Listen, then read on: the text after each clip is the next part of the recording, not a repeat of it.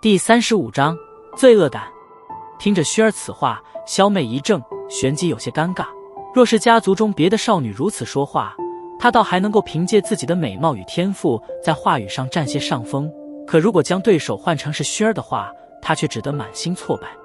望了一眼萧炎那淡然的脸色，萧妹心头一声自嘲的苦笑，只得讪讪离开。训练场中的人群盯着那被薰儿亲昵挽住的萧炎，都不由得心头有些嫉妒。作为家族中最耀眼的明珠，他们何曾见过薰儿如此对待一名男子？望着萧妹那尴尬离开的背影，萧炎愕然感受到手臂上的娇嫩之感，偏过头望着一脸微笑的薰儿，不由有些好笑的戏谑道：“妮子，你这是做什么？”薰儿依旧挽着萧炎的手臂，秋水眼波在周围那些因为他这亲昵举动而呆滞的人群中流转扫过，旋即似是无辜的道：“萧炎哥哥，难道不是想拒绝他吗？”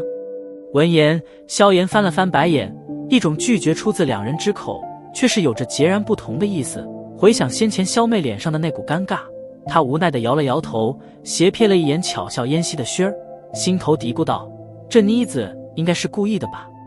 薰儿只是不喜欢他那变脸的速度，哼，一起去斗技堂学习斗技，这种邀请以前可从未有过。”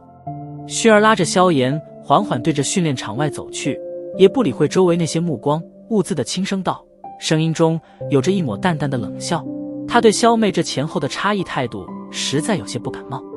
微微耸了耸肩，萧炎也是有些感同身受的点了点头，苦笑一声。3年前他与萧妹的关系也不算差，可自从自己被冠上废物的名头之后，他才真正看清这女人的现实程度。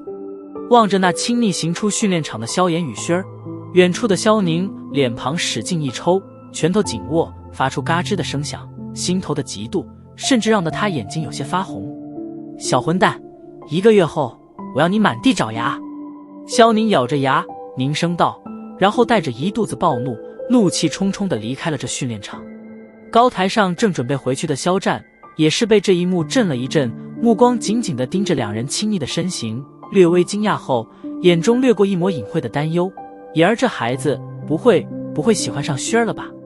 要知道他的身份可不是纳兰嫣然可比啊，即使有着恐怖的修炼天赋，可想得到他身后势力的认同，那也不是一件容易的事啊。沉默了片刻，肖战轻叹息了一声，摇了摇头，缓缓离去。被少女挽着手臂，行走之间，手肘总会碰触到一些温润柔软的东西，那股美妙的触感让得某人心中有些无耻的产生了心猿意马。再次转过一条小道，薰儿忽然小脸羞红的放开了萧炎的手臂，腮帮微鼓，娇嗔的瞪着他。失去了那股柔软的美妙触感，萧炎心中一空，有些怅然若失的轻叹了一口气，一双目光几乎是不受控制向旁边少女身上移了移。那对遮掩在淡绿衣衫之下略微挺翘的小胸脯，虽然青涩，可却已初具规模，别有一番青涩果子的诱惑。感受到萧炎那不经意间略微火热的眸子，薰儿清雅的小脸顿时被绯红取代，小手条件反射的上抬许多，羞嗔道：“萧炎哥哥，你……”被薰儿的嗔声惊醒，萧炎剧烈的干咳了2声，脸皮有些发红，讪讪的笑了笑，心头暗暗哀嚎，真是个孽畜啊，竟然对自己妹妹有感觉。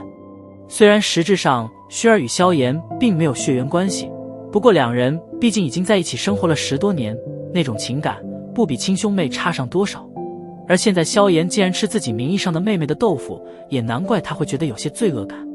被这忽然的插曲打乱了两人间的气氛，一时间氛围沉默而旖旎。薰儿小脸绯红的低着头，以往的那股淡雅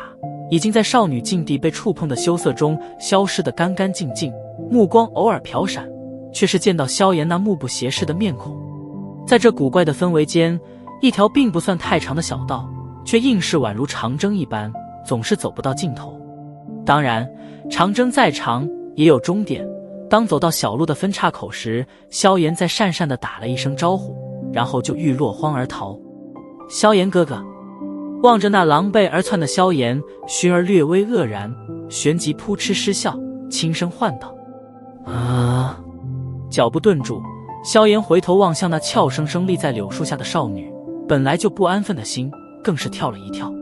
少女一身淡绿，在青翠柳树的衬托下，更是清雅动人。微风拂过，吹动少女垂腰青丝，小蛮腰之上的一条紫色衣带牵绕出曼妙身姿。明天陪萱儿吗？柳树之下，少女精致的小脸略微泛着绯红，贝齿轻咬着诱人红唇，一对美丽的秋水眸子正带着盈盈期盼以及一种莫名的韵味望着不远处的萧炎。